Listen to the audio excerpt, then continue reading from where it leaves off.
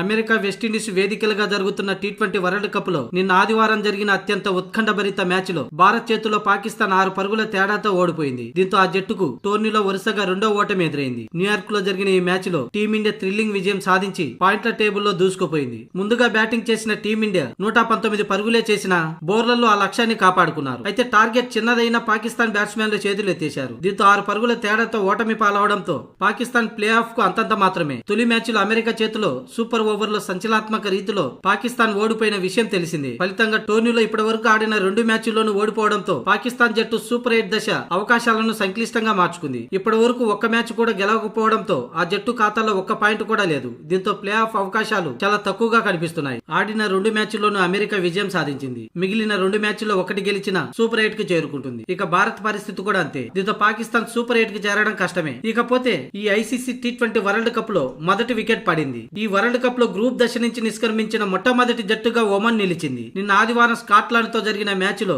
7 వికెట్ల తేడాతో ఓటమి పాలై ఒమన్ అధికారికంగా ప్రపంచ కప్ నుంచి వైదొలిగింది. ఆ జట్టు ఇప్పటి వరకు 3 మ్యాచ్లు ఆడింది. ఆ 3 మ్యాచ్ల్లోనూ ఓడిపోయింది. దీంతో గ్రూప్ బి నుంచి ఒమన్ నిష్క్రమించింది. అంతేకాకుండా ఈ టీ20 వరల్డ్ కప్ నుంచి వైదొలిగిన మొట్టమొదటి జట్టుగా నిలిచింది.